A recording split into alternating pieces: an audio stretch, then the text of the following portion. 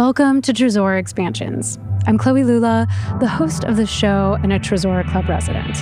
With these interviews, we want to shed light on the artists closely affiliated with Tresor, longtime legends who have released on the label across the decades, past and present regulars in the booth, and up-and-comers who are just getting their foot in the door of the club. In each conversation, I have the subject reflect on their musical influences and the songs that shaped them, as well as their connection to the sound and ethos of the Berlin institution. This month's episode is with Erika, a DJ and producer from Detroit known for her seminal label Interdimensional Transmissions, The Party No Way Back, and her duo with BMG called Ectomorph. Erika walked me through her early musical influences, like becoming enamored with the sound of transistor radios and later the offerings of actual community stations.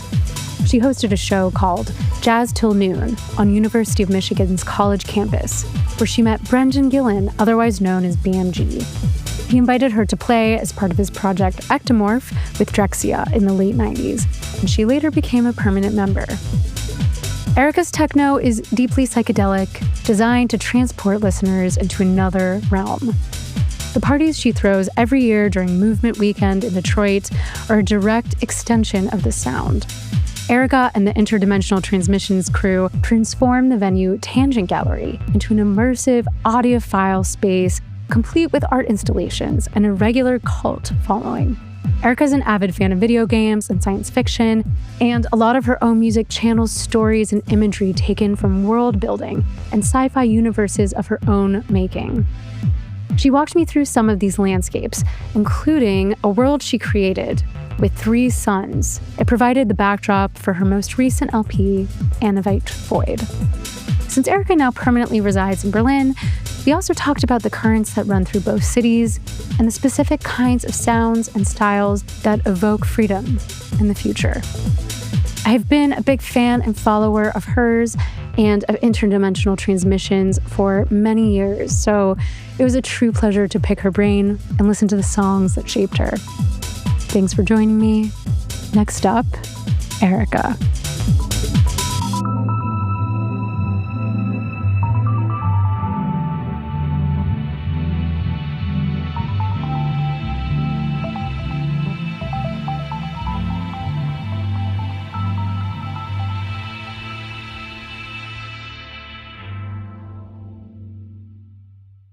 Hi, Erika. Hi, Chloe. It's really nice to speak with you. As you know, the premise of the show is to talk about the music that's shaped your life and your art.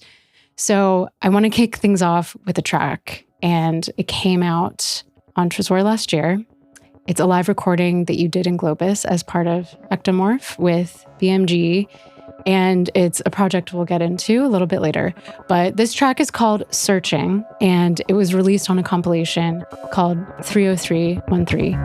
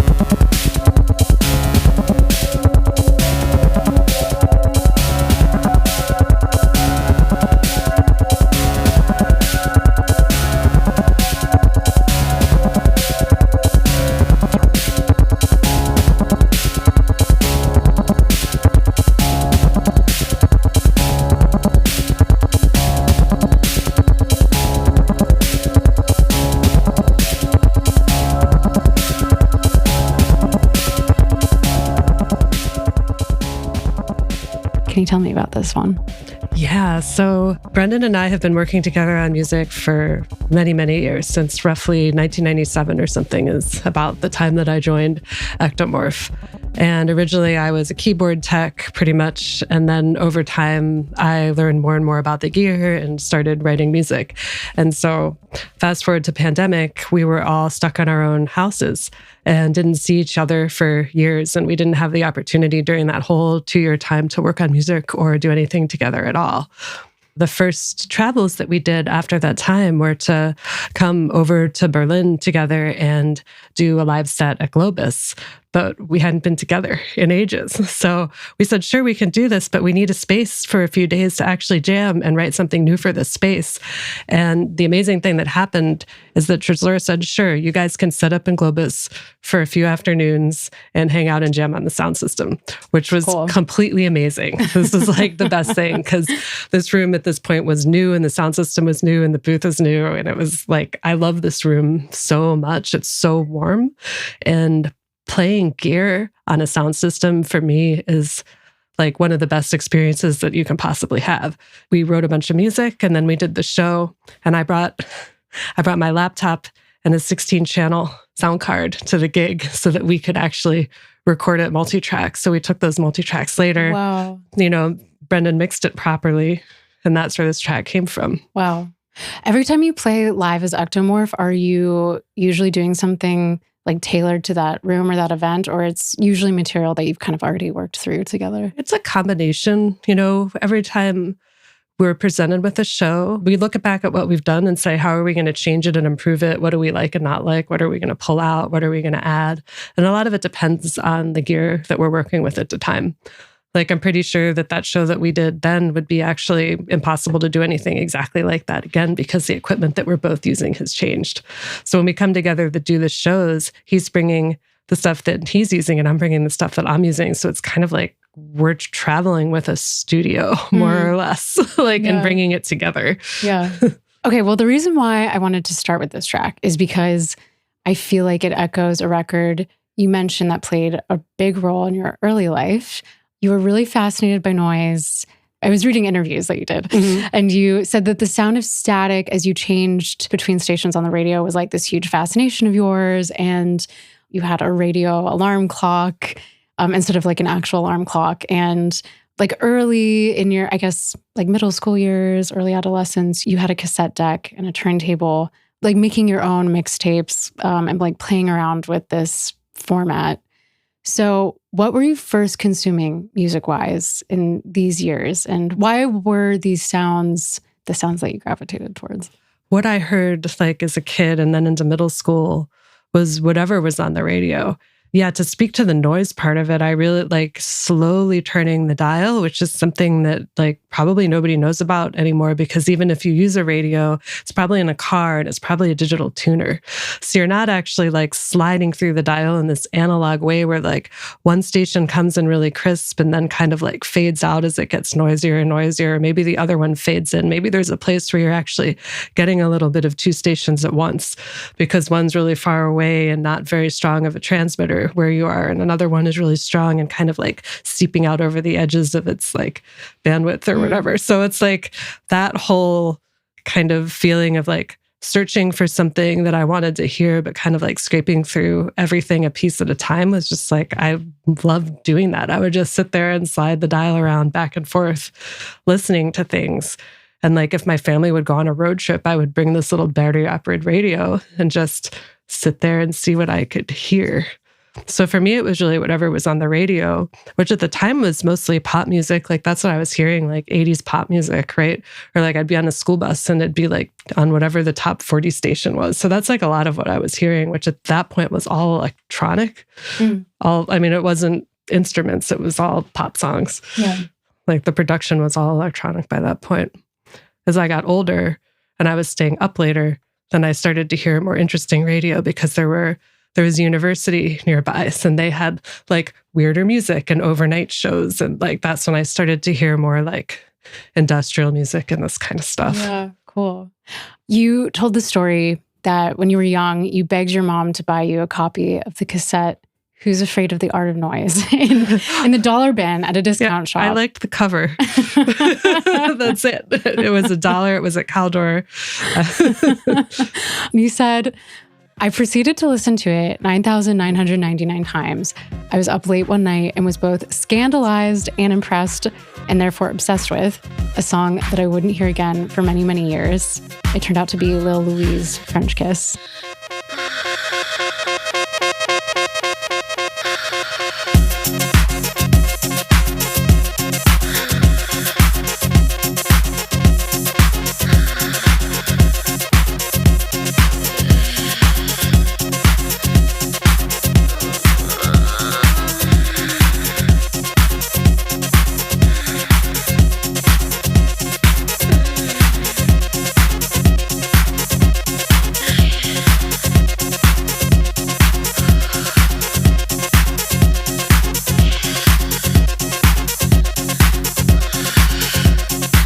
So how old were you when you first heard this? Because it is scandalous. No, it was totally, I mean, I must have been 11 or 12 or something like this. And I was just like, ooh, what is this?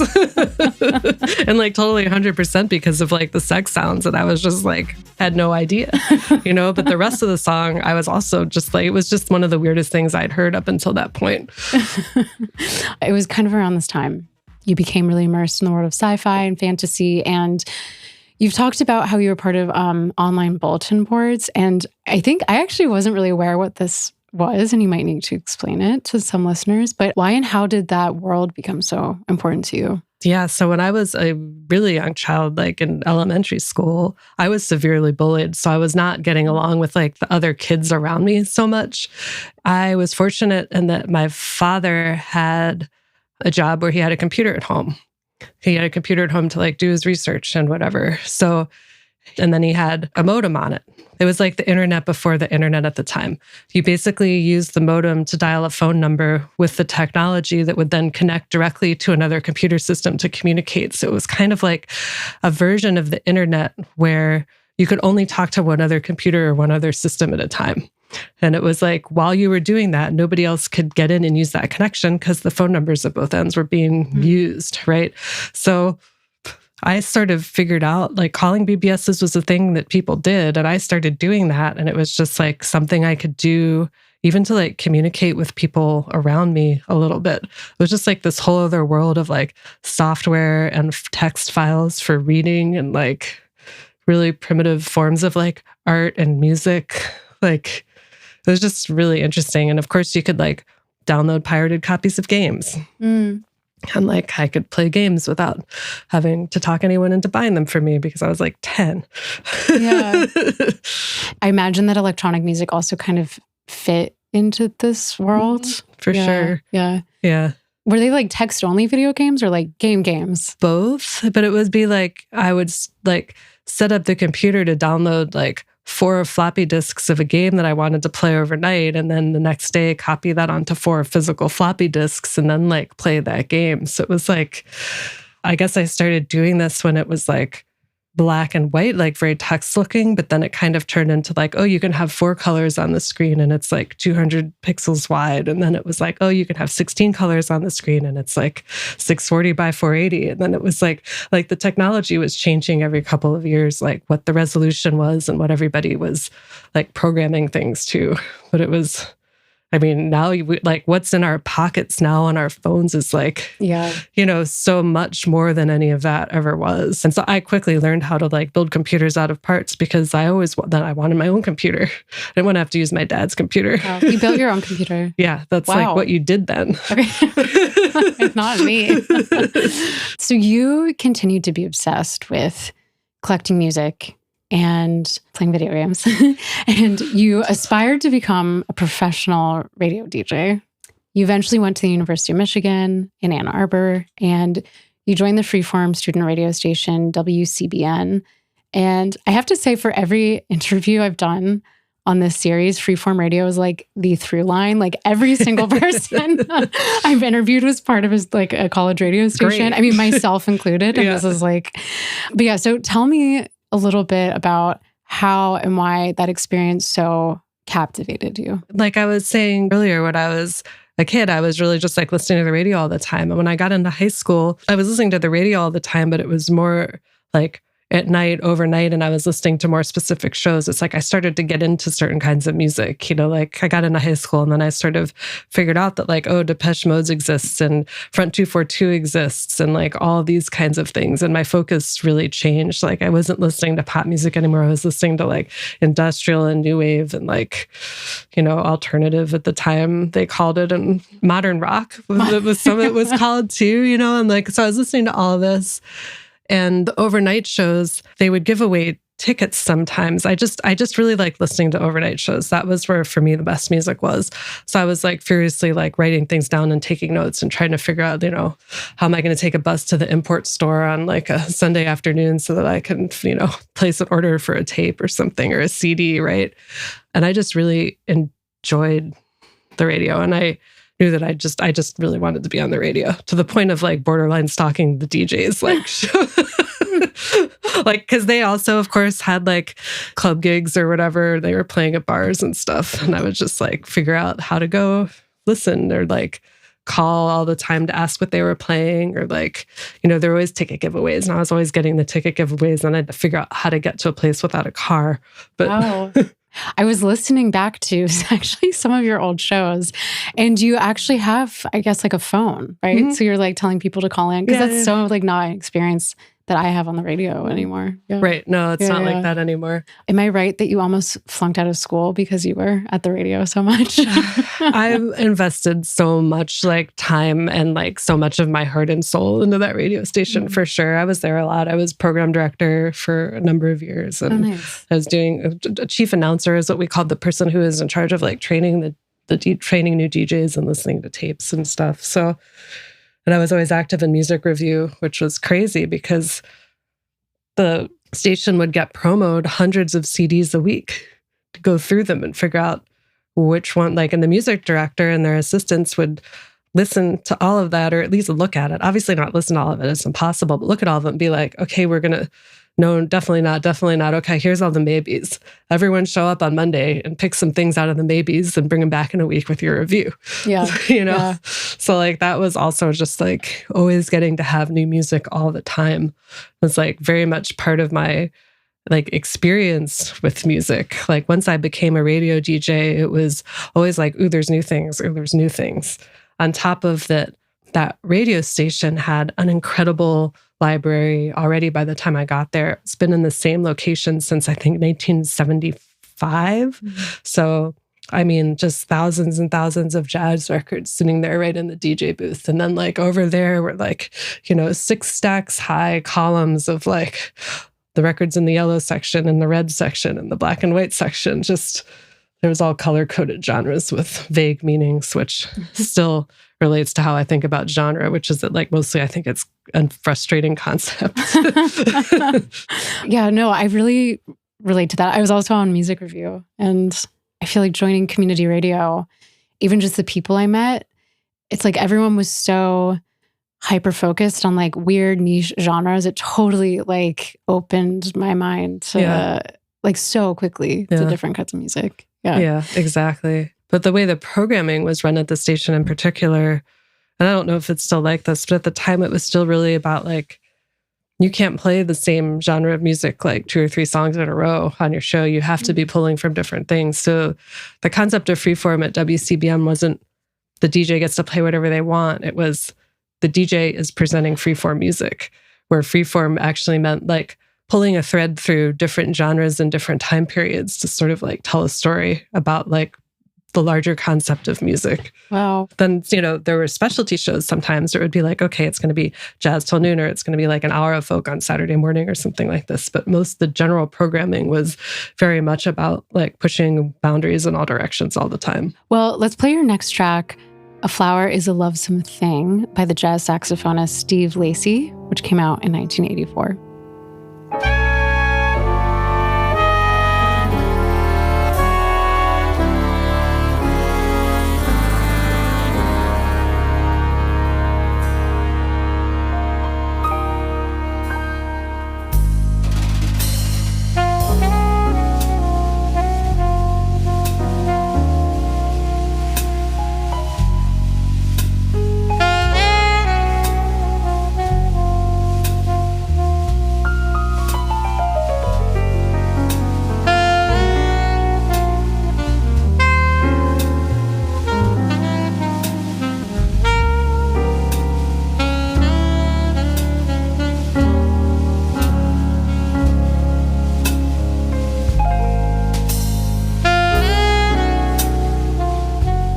I chose this song, actually, because you played it on one of your radio shows at this time, Jazz Till Noon. Yeah. And you wrote in an email to me, at the time that I was hearing techno for the first time, around 93, I was also hearing jazz for the first time, plus all of the music related to that. So this whole new world of mostly non-vocal music from modern history was being jammed into my ears at the same time. And it all mushed together into what I care about now and what I care to express as an artist. And you added that both of these genres, techno and jazz, were about telegraphing freedom for you. And I find that really beautiful and interesting as a sentiment. Can you elaborate on that a little bit? I guess it's a feeling more than anything else. And like, I think a lot of, like with jazz, I think a lot of it is about the music of the 60s and 70s, actually like being very viscerally about like people not having freedom and like having emotional freedom or intellectual freedom. And I just, especially free jazz, when it's like less predictable, but there's going to be somehow a theme or something tying together, like this feeling of like a bunch of musicians playing together. And maybe sometimes it feels like they're all about to like completely fall apart or fall off a cliff or something, but then it all comes back together in this really beautiful way. So it's like a bunch of individual people having freedom in how they're presenting and playing music, but then like bringing it back together again in like a like greater than the individual parts whole. Like that's what I get out of the jazz that I love the most. And with techno, like in the purest form, like in those early records that were coming out of Detroit, especially that I was hearing then, like, you know, the records we all know, like Rob Hood records and Dan Bell, and then like those early Seiko records. It was just like this like pure minimalism that like somehow was also about texture. My first experience going to a rave was like, I think in the autumn of 1993, and I had no idea what a sound system was until that point, and it just kind of like overtook my whole body, and I was in this space where it just like didn't matter who you were or what you were doing, you got to be there and you could be free, and I'd never felt that before. So I was like hearing all of these like complex and like beautiful jazz records at the radio station, and then like going to a rave and having this like very visceral sound system experience at the same time. So I have this like really tight association between these like two forms of music that were so impactful on me at the same time. Yeah, that's really cool. After you left school, and I guess the radio station, you actually went on to set up your own radio station, Erika.net, that you ran for 17 years. Yes, I became a teenager. But I mean, you don't still do that, do you? No, it became prohibitively expensive for me to run on my own because, of course, like I will accept no advertising. Like I don't want to hear ads. Why am I going to make other people hear ads? It's like a terrible perversion of what sound is for. Yeah. Ugh. I mean, it was basically like my digital music collection at the time. I actually started it originally because I was, you know, you heard some of my background. I was fixing computers as a child and building computers as a child. So in the early 90s or in the mid 90s, I had computer jobs, right? Because I was like one of 12 people who knew how to do computer things at that time. It's not like it was now.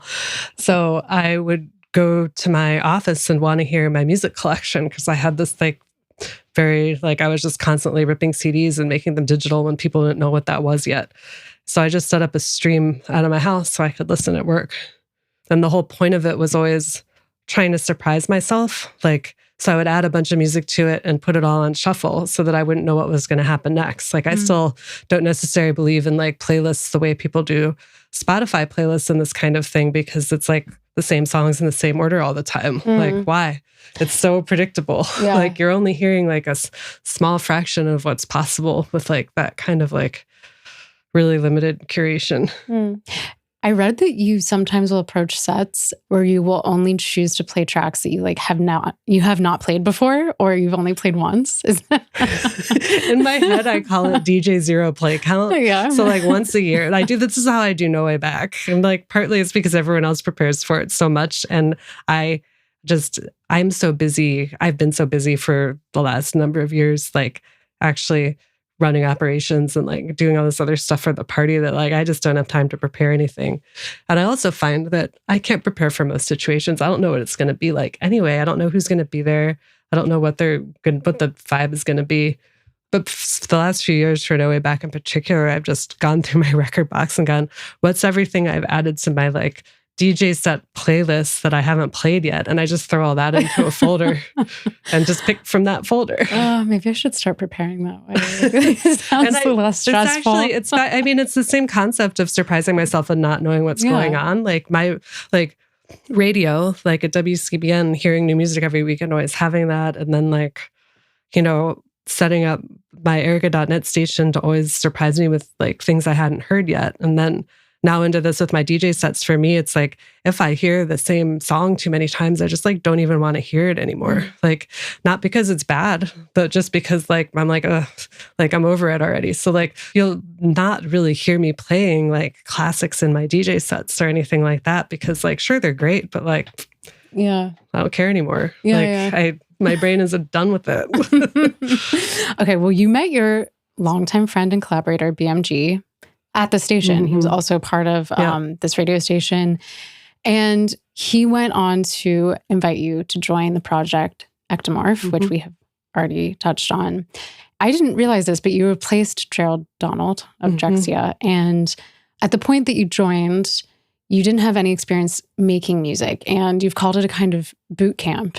So what were you doing with Ectomorph in those early years? Yeah, so I was invited in when there was some shows booked and Gerald was no longer in the group. And it was kind of like, you're going to do these shows with me? And I was like, sure, that sounds great. So BMG, Brendan, taught me how to use the Pro One and how to use a 101 and how to change the patches and their, and how to put the sequences in with the last note first on the Pro One to make them come out sounding the right way and all this kind of stuff. So I was basically, in the very beginning, a keyboard tech or a synthesizer tech more than anything else.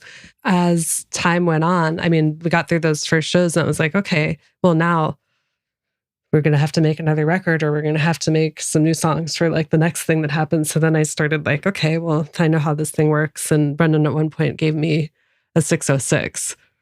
And so I just like, that thing's amazing. And what a great way to learn, because you can just like take it to bed with headphones and batteries.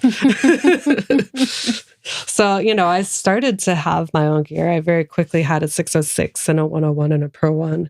And with those three machines, you can really do a lot. So that's how I kind of, in the very beginning, I was a keyboard tech, but then I started, I took everything that I learned and then turned that around into actually contributing. So over time, the shows went from being like playing a bunch of music that Brendan had written with Gerald to music primarily that Brendan and I had written together. But still going back every once in a while to play a classic like The Haunting or Slither or something. Okay, let's play your next track, Bubble Metropolis by Drexcia, which came out in 1993. This is such a classic. It's very significant both to the Ectomorph sound. You've mentioned it's one of your favorite records. So tell me why that is and why you selected this one. Yeah, so when I was talking earlier about hearing techno at the same time as I was hearing jazz for the first time, Bubble Metropolis, Drexcia 2, this record came out in a really close time to when I joined WCBN and just started hearing like all this music at the same time all at once. It was just one of the first like electronic techno records that I heard. And it was definitely the first one that sounded anything like that. And then like, I didn't know how unusual it was for a record to sound like that at the time. To me, this was just this like really amazing record that I heard, which like turned out to be so important. But it was so weird and I loved it so much and I listened to it a lot.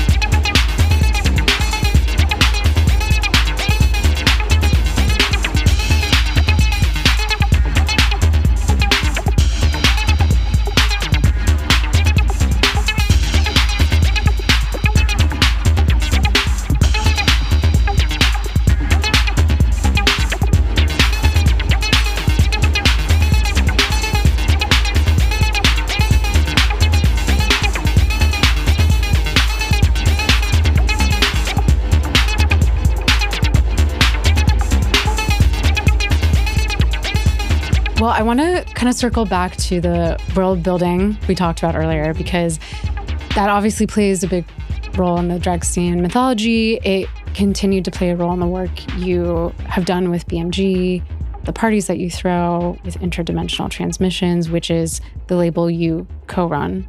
So I guess a good entry point to talking about the party series is to talk about the label. So can you talk about when you joined and I guess the origins of your involvement with that project? Yeah. So I'd started doing Ectomorph and the music with Brendan, in the late 90s and 97 or something like this. And a few years later, in maybe 2001, we were like, okay, like this label's been going on. We're going to keep doing it. We're going to do it together now. So that's when we actually turned it into a formal business and started like running it in a more professional way. The sound that you're putting out is, I mean, it's really deep, it's immersive, it's very psychedelic. And that's how I would classify a lot of your work as a solo artist now. When did your own music start to take this turn? Because it's even kind of a step away from what Ectomorph was doing. Mm-hmm. So Brendan and I had been doing the Ectomorph shows together, like I'd been saying earlier.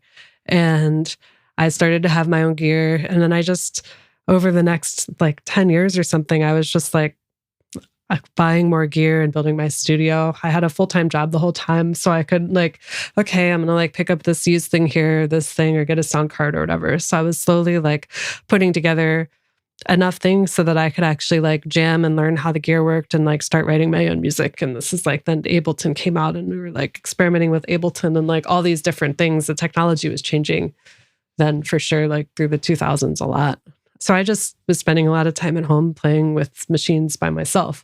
And then him and I would get together and like write some music for a new Ectomorph show. And then so we were kind of like this like in and out thing where I was like just spending more and more time on my own, I guess, developing my sound, although that's definitely not how I was thinking about it. Yeah. And eventually I started recording songs. Okay.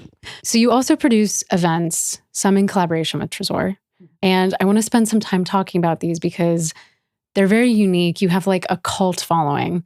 And on your website, which I was checking out earlier, it says that your party is like return to the source, reference and learn from history, but create a new shape every time the parties happen. So what does that mean to you? Yeah. So the part about referencing history is about how we all came up through these Detroit raves and warehouse parties that I was sort of talking about earlier. I walked into the room with the sound system and it like shook my body and my soul and my brain like all at the same time. Brendan was also having that experience, and then Amber was having that experience as well. And the parties started to happen because there wasn't a lot going on in Detroit at the time. The rave scene had kind of been, it had peaked, and then the police found all about it and got really pissed off. And then it like became really, really tough to do a rave or an illegal party at all. And there had been like a club called Motor that had been operating for a while in Detroit, and that, you know, came and went. And then there were like, you know, some small spaces and like bars mostly that were going to have a sound system and some DJs. I mean, Detroit was never, no matter what the circumstances are, like, it's never going to stop having talented DJs, and it's never going to stop having spaces where people get together for music, no matter what happens, because that's like who Detroit is. But there was not much opportunity or not so many people doing like anything that was referencing where we came from in that way. But at the same time, we're always looking towards the future. It's like you've said world building a bunch of times, and my brain is like completely like half not in this universe at all times. Like I spend so much of my time as a young child in the library, just like reading everything that I could. And a lot of it was science fiction. And I like sit around and play video games, which are all in like strange alternate realities. And then also the spirit of techno, especially in the spirit of Detroit, are both very futuristic, like at their ideal. Like I get frustrated when I feel like music is making copies of other music, because no, like the point of this genre and the point of this feeling, and this again is about freedom, because the future should be about freedom and freedom of expression and freedom of soul. And so sort of the concept behind the parties is to take the best of all of these parts, like incredible sound system, an immersive environment, like the best, most futuristic music, and put it all together into one space. Yeah. Well, so let's play the next song you chose, Homeward Bound by From Within, which is a moniker of Richie Hawtin's. It came out in 1994. Tell me a little bit about this song, because you wrote in an email to me that it was a really major tune.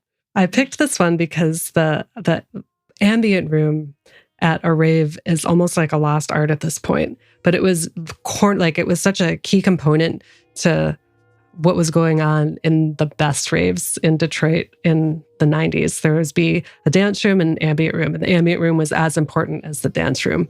And this record, I can't even say that I love it anymore, but this record was something that I heard every weekend, every time I went to a rave for like 2 or 3 years, almost, like every time there was an ambient room, somebody would play this record.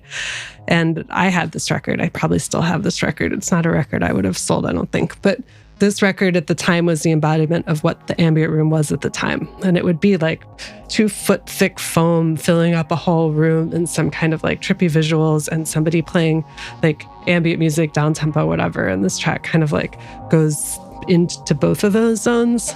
We still are putting the ambient room into No Way Back and into the Return of the Source weekend because it is just such an important part of a long-form party. I feel like if you're inviting people into a space for 10 hours, 12 hours, 30 hours, then give them somewhere to not have to be dancing in front of a sound system, but to be able to have a different kind of fully immersive experience with the music that can be about going inside instead of like this different, like more physically active kind of participation.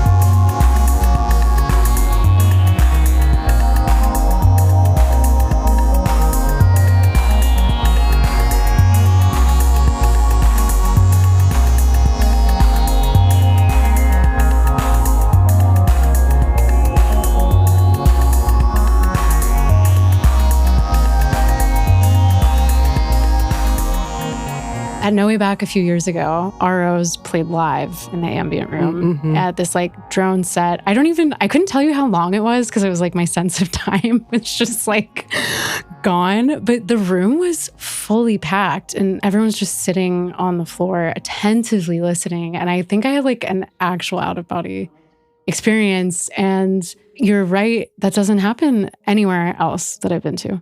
So on that note, I mean, I want to keep talking about No Way Back because it's truly like an annual pilgrimage for a lot of people in techno. And I think for anyone who hasn't been, it's difficult to, that sounds like, but it's like difficult to explain what makes it like so unique. But I know that it is like a very unique experience for everyone who has been going for many years. Can you talk about its concept and its origins? Yeah. So, I mean, its concept is actually basically what I was saying before about this time period of Detroit when there was not a lot going on.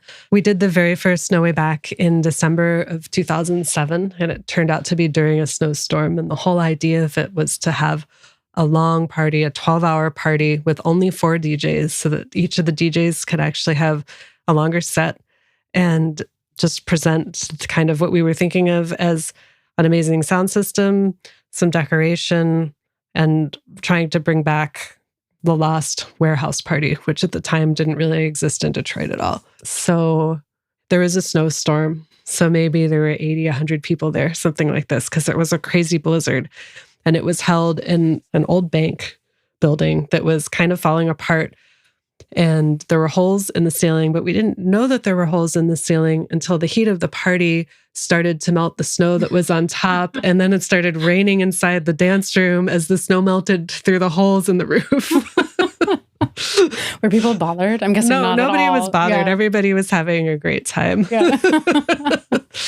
You've called No Way Back a psychedelic safe space, which whenever I've gone, it seems like a lot of people are on acid. I don't know if that's like I'm sure that's very true. But, you know, part of it's also like the way that you create the space. Like there's a lot of attention to like the way you're draping fabrics over the roof and like projecting lights. And it's not like you're just going to a club. It's like an actual, I don't know, like you're in a womb or something like that. Was that something that you were doing from the very beginning? So Amber Gillen is the person who's in charge of all of like the decorations and the environmental transformation that goes on at No Way Back, but also for the whole Return to the Source weekend and also for all of the events that we produce in Detroit. And womb is actually a word that she uses sometimes. The idea is to kind of, we go into these boxes. Clubs are usually boxes. Concrete boxes. Maybe if you're lucky, you get like wood on the floor, but usually you're getting a box that's made out of concrete. And what she's aiming to do is take off all of those hard edges and all of those hard corners and all of those really stiff boundaries and create something that's a more organic feeling, a more organic shape, so that you could kind of come into a different feeling environment, something that feels more natural and like less confrontational, right? Mm-hmm. When you're in a box, you're in a box. But if you're in this, like somewhere with soft edges and soft lights and this kind of thing, it's just a very different experience. So that fits together with the way we like to do the sound system, which is we've been working with the same sound team since the very first No Way Back. And they build stacks all the way around. So we're not just having sound coming from the front, but the sound is there to immerse you as well. So there's stacks in the front and in the back and on the sides. So that doesn't have to be a really, really loud volume to be immersive. You can actually be in the middle of that sound for hours and hours and hours at a time without it, like actually damaging your body or your ears, especially if you're wearing earplugs. Everybody should be wearing earplugs all the time, by the way. But the idea is that between what Amber's doing with the decorations and then with how the sound is installed to really create this immersive feeling. And the lights are part of that as well, right? We're not doing like strobes and aggressive club style lighting. It's like Amber has this whole theory about the lights changing and moving very slowly so that they're not actually like interrupting whatever experience you're having in your brain, but they're actually supporting it. Yes. It's so effective. And there have been times where I've been at the party and it feels very like, I want to use the word tribal. That's like what's coming to my mind, even though you hate using that word. But you do write about the party that it channels this eternal concept. And you said, we didn't invent this. It comes from cultural heritage from a time before history. It's taken many forms, from dancing around the fire at a coming of age ceremony to losing it on the dance floor, out of a parking garage to Larry Levan. And you go on to say, we recognize where this music comes from. And Detroit techno is inevitable when you think about it. This is our generation picking up those threads and making our own new fabric of the space-time continuum. Yeah. So let's play another track you selected, Spock's Brain by DBX, which is a moniker of Daniel Bell's, and it came out in 2000.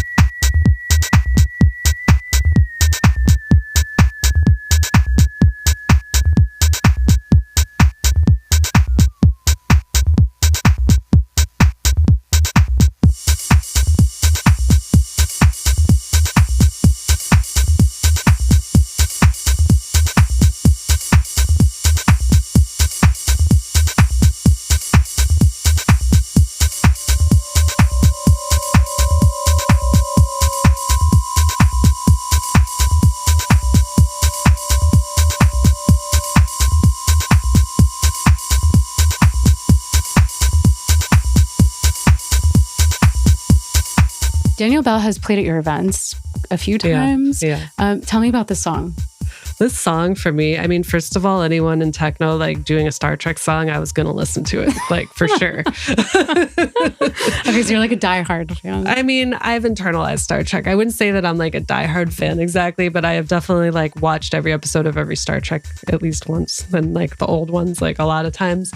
I'm a little bit kind of like off those trains, I guess, at this point. But I mean, Star Trek meant a lot to me again, like the original one, especially just with what it meant about like freedom and people and being open. And like, if you don't go into the dark side of what is the Federation and you just kind of focus on like the utopian parts of it, it's like has some really great ideals. I've actually never seen Star Trek. I mean, that's a fair life choice. But I mean, Dan's music was really important to me, and he played in Detroit all the time, and I loved his records. And yeah. Well, I want to turn to your own productions as Erika, the solo artist. You've garnered a reputation as like really a whiz with hardware. You've done a bunch of masterclasses and workshops. Can you tell me a little bit about your writing process, especially as you're actually working on a live set right now? Yeah. So, I mean, I love gear. So I pretty much work on gear. So part of what I really like in my setup is to have one sequencer, like one hardware sequencer be the brain of everything. And for many, many years, it was the octopus, which was that like giant thing that's like in all of my photos with the big circle on it and everything. Where everyone goes, "What's that?" And I'm like, "It's my sequencer." Now I'm using something smaller and modern because you can't use old things forever. And I like to have one brain, I guess is the point of my ramble. I like to have one brain that's in control of everything that I'm doing. And I really like to play the sequencer as an instrument. So I do have to put a lot of time into like configuring that this channel goes here and plays that. And like, these are my drum channels and these are going to the synths or whatever. But then once that's set up, then I can just sit there and jam. And I really like to jam. And by that, I mean, there's like different entry points. Like sometimes I'll be like, I'm going to start with a kick drum. Or sometimes I'll be like, I'm just going to write a bunch of synthesizer things that sound cool to put together and like not put any drums into it at all or whatever. It's like different entry points or different like restrictions. But most of the time what happens is that I have a live show and I need to have music for a live show. So I just start writing for whatever I think the environment's going to be. Okay, so you're not playing back tracks of yours you've already written. No, because it's actually back to the thing I was saying earlier, where once I've heard it a bunch of times, I can't take it anymore. Like by the time a record of mine comes out, I have like kicked that song to the curb. Like, okay, interesting. That's a lot of work. For me, it's interesting and fun. Like this is the best, for me, this is like the most fun and entertaining thing that I get to do is actually like write music and perform it. Yeah. Well, you put out your most recent album on Interdimensional Transmissions a little over a year ago. I don't know if I'm going to pronounce this the way you intend it to be pronounced, but Anavite Void? You got it. Okay. So let's listen to the track Starline Down. You don't have to listen to it.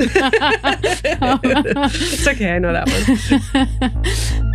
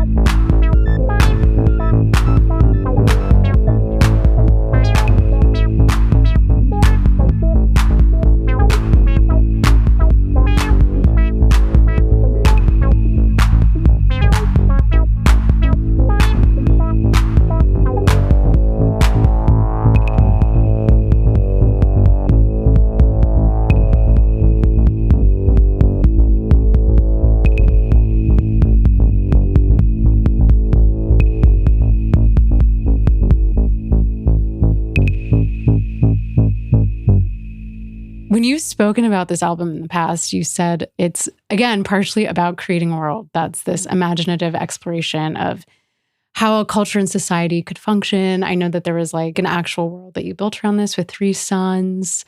Can you just tell me a little bit about that if you're not totally tired of talking about the album? I engage in world building. I've always actually wanted to like design video games, and I've like gone off that deep end a bunch of times, but I always just wind up writing songs instead because it's much easier and more accessible. For both of the albums, actually, it was always like, I have a bunch of songs, but also it's like I write out what I think a place is, and then I build the thread in between the tracks, right? Because for me, like an album shouldn't just be a bunch of random songs. Like an album should tell a story. Like if you listen to it in the order, it should be a narrative of some kind. Mm. And so I had spent all this time thinking about, because I also draw a lot. So I was like thinking about and drawing this kind of like world, this like planet that had 3 suns, and what's it like when they're all set and how cold it is, and what's it like when they're all like up at the same time and how hot, and what's the different radiation, and what's it like when 2 of them are making a radiation, and how does that affect the rocks, and how does that affect the plants, and just like thinking about that. So I was like, a lot of what's on that album is just like different like parts of the cycle. So it kind of goes from the beginning to the end and then like back again from the beginning. So did you think about this and then decide you wanted to soundtrack this idea? Or the idea kind of came from the music? Both. Yeah, it's like both at the same time. It's like a symbiotic like brain exercise or something. Yeah. Oh, no, that's really cool. So you mentioned that you were working full-time up until I think around 2018, right? And how have things changed for you since you have been just focusing on music since then? Well, I mean, I get to structure all my own time, which is really awesome. I have much less money than I had then, which is like not as awesome. Like I definitely love the paycheck, but quite a lot of my time goes into producing the events with Interdimensional Transmissions. So I was spending a lot of time doing that. So I'm working probably not as much, but similarly on things that aren't music, but now it's on things that I love and on like getting to create things for a community that I care about instead of, whatever I was doing before, which we're not going to talk about right now. And so that's really great. Like I get to choose how I spend my time and what I put my energy into. I get to travel and I get to play music and I get to create these events and event series. Yeah, no, that's, I think, only a dream for a lot of people. So took me a long time to get there. And it's not easy. Yeah. Well, you've been living in Berlin like quasi part-time, I guess, for the last few years. Yeah, I've been like half and half. Yeah. Pretty much. Yeah, I started spending a lot of time here in the second half of 2018, I guess. How do, Detroit and Berlin, obviously there's the connection that's like part of, why we're sitting here talking. I mean, how would you compare them? Because in a past interview, you said that there's so many intertwined ideas between the two cities. And I'm wondering what you see them as. When I first came to Berlin, it was maybe 2000 or a little bit before 2000. And I immediately saw Detroit here because at that time, Berlin was just like still so much in ruins. In Detroit, it was so much in ruins. And I just came here and I felt, wow, there's all these people here working at the community level to create something. And that's exactly how Detroit has survived everything that it's survived, is that there's people at the community level working to keep things together. And I felt a lot of that in both places. And of course, they're completely different because Berlin has things like transportation, public transportation. You can get on a bus and go somewhere or a train or whatever. But I really felt a connection in like how much the music means to people here, especially techno music, and how much people were just like up for, we're going to put a sound system in a place and throw a party. Yeah. What are you working on right now and what's next on the horizon? Like any goals, plans, projects? I'm working on another record right now, which comes out of my live shows. So I started working with a new sequencer and now I have a bunch of new music and now I'm presented with, I have to finish it all. So I'm working on another record. Okay, cool. Yeah. Are we allowed to know what your sequencer is? Oh, yeah. No, I love to talk about gear. You can ask me anything about gear forever. I will always answer the question. Okay. The sequencer I'm using now is the Hapax. It's Scorp Instruments makes it. Okay. There's the same people who made Pyramid and some other things. But Hapax for me, I used to use the Octopus. And the reason I connected so much to that machine versus like anything else that anybody was using is it has so much exposed UI, meaning that I can touch so many parts of it at the same time without having to go through menus.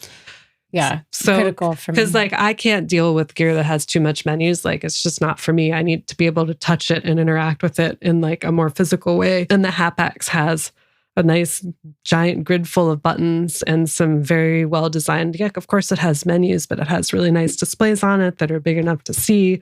So it's like a really fun experience to make music with. So that's why it's my new brain. Okay, cool. Well, let's close with a last track that you selected, Minus by Robert Hood, which came out on Tresor in 94. I love this one so much. I hadn't heard it in a long time. And in some ways, I really hear it in your work, I guess. Maybe it's the sequencing or something, but is there anything you want to say about this track? This track is this is one of the first techno records I owned. It was one of the records I taught myself how to mix with, and just how simple it is, but also without being simple. It's for me, production wise, taking away from this record is space. So every sound has space, and every sound happens in a way where you can fully experience that sound. Totally. And somehow, even though there's only a few things going on at once, it's incredibly, incredibly powerful. Yeah. Well, thank you so much for speaking with me. It's been such a pleasure to talk to you about your music and party and everything.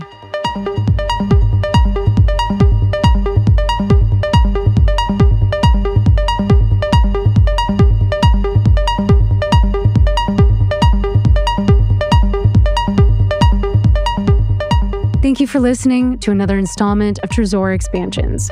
In this episode, you heard Searching by Ectomorph, French Kiss by Lil Louis, A Flower is a Lovesome Thing by Steve Lacy, Bubble Metropolis by Drexia, Homeward Bound by From Within, Spock's Brain by DBX, Starline Down by Erika, and Minus by Robert Hood.